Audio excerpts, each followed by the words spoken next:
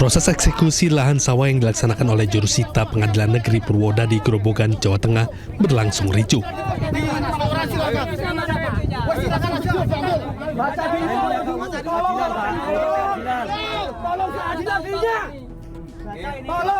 Sejumlah keluarga tergugat menolak eksekusi dan berupaya menghalangi petugas dengan berada di atas lahan yang akan dieksekusi.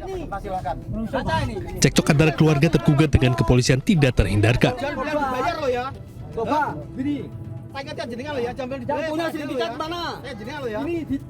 Suasana sempat memanas dan nyaris berujung baku hantam antara tergugat dengan keluarga Mukmin selaku penggugat.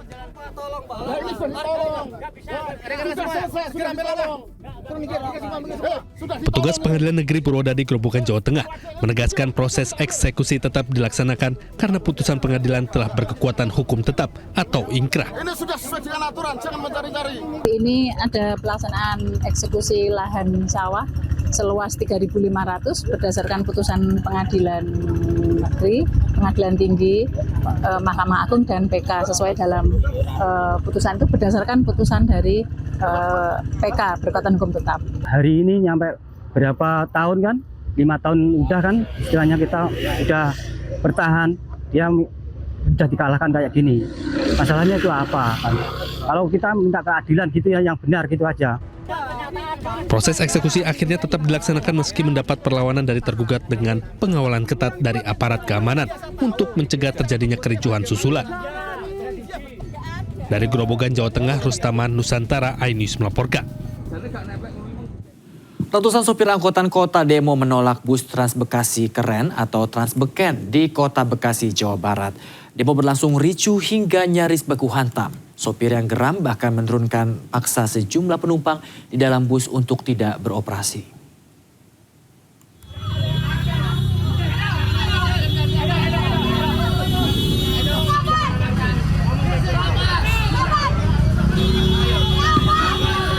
Adu mulut hingga nyaris baku hantam terjadi saat sejumlah sopir angkot menghentikan paksa bus Trans Bekasi Keren atau Transbeken yang melintas di Jalan Jenderal Ahmad Yani, Kota Bekasi, Jawa Barat. Para sopir angkot bahkan memaksa penumpang di dalam bus untuk turun. Penumpang panik dan langsung turun lantaran khawatir menjadi amukan demonstran. Akibat aksi tersebut, akses Jalan Raya Jenderal Ahmad Yani mengalami kemacetan panjang hingga lebih dari 5 km. Para sopir pun mengancam apabila tuntutan mereka tidak dihiraukan, mereka akan melakukan aksi yang lebih besar lagi dan memblokade jalan.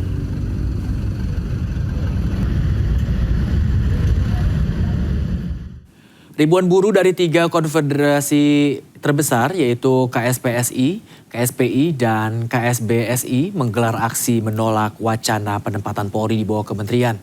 Masa aksi juga menyerukan pengesahan RUU Ketenagakerjaan baru sesuai putusan Mahkamah Konstitusi.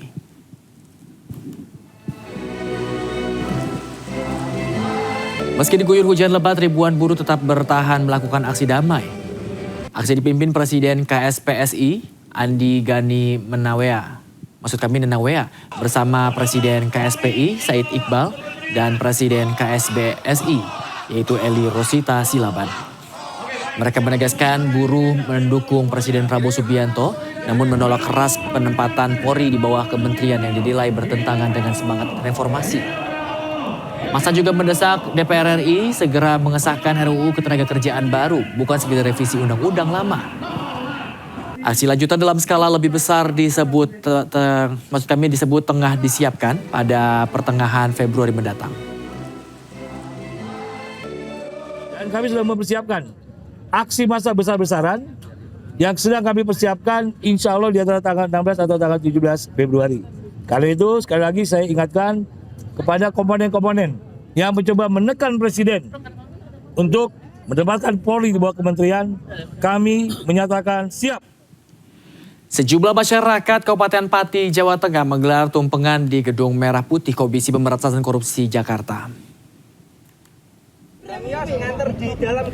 Aksi tumpengan ini sebagai wujud dukungan kepada KPK dalam menangani kasus operasi tangkap tangan atau OTT terkait pemerasan jabatan calon perangkat desa Kabupaten Pati serta menetapkan Bupati Nonaktif Pati Sudewo sebagai tersangka.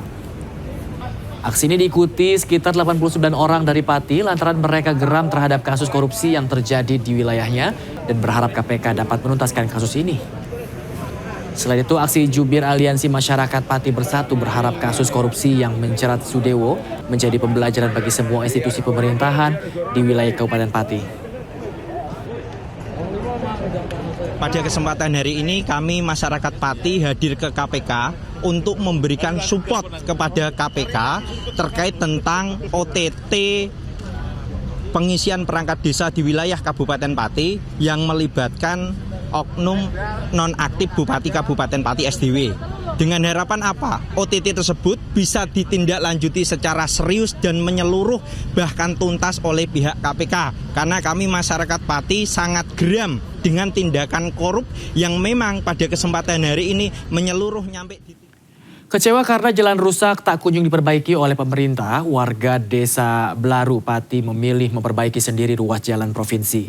Jalan rusak tersebut telah akibatkan banyak kecelakaan dan juga timbulkan korban jiwa.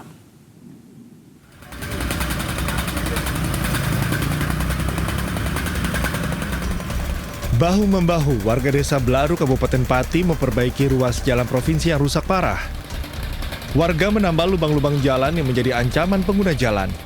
Perbaikan jalan ini memakai dana pribadi atau swadaya masyarakat. Warga memperbaiki jalan secara mandiri juga sebagai bentuk protes kepada pemerintah lantaran kerusakan di jalan provinsi yang melintasi desa mereka sudah berlangsung lama. Bahkan kondisi jalan rusak ini hingga menelan korban jiwa. Dan biarkan kami masyarakat yang bekerja secara swadaya untuk nambal jalan. Ini bentuk akumulasi kemarahan warga ya? Kami marah, betul, karena banyak korban yang ada teman saya sudah meninggal dunia. Warga berharap kondisi ini diperhatikan pemerintah setempat agar jalan yang rusak bisa diperbaiki secara permanen. Dari Pati, Jawa Tengah, Vindi Agil, iNews melaporkan.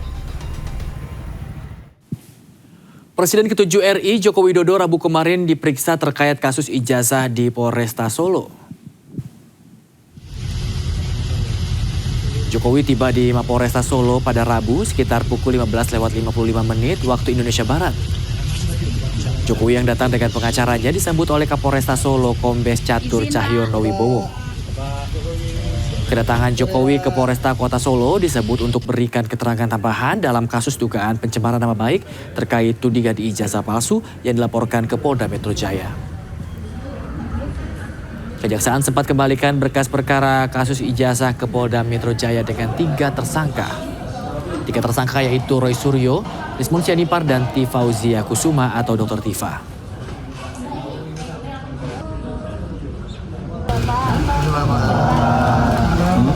Soal tadi pemeriksaannya apa Pak? Ya, ada pemeriksaan tambahan, tapi untuk keterangan dan penjelasan biar penasihat hukum yang nanti menjelaskan secara rinci. Ya. Roy Suryo CS menggandeng 3 tokoh sebagai ahli untuk memberikan keterangan pada penyidik atas kasus ijazah Joko Widodo. Mereka memberikan keterangan yang bisa meringankan Roy Suryo CS atas kasus fitnah ijazah Jokowi.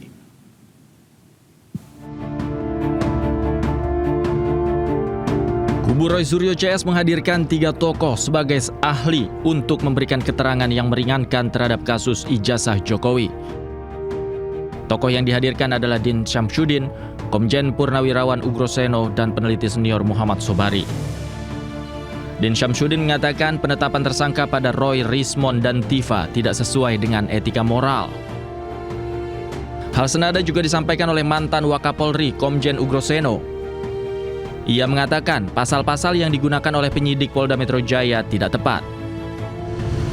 Jadi sesuai dengan pasal 1 asas-asas legalitas ya, KUHP, dan pasal 2 KUHP yang baru ya, bahwa perbuatan pidana apa secara eksplisit yang dinyatakan sebagai pencemaran nama baik atau fitnah itu tidak pernah dijelaskan.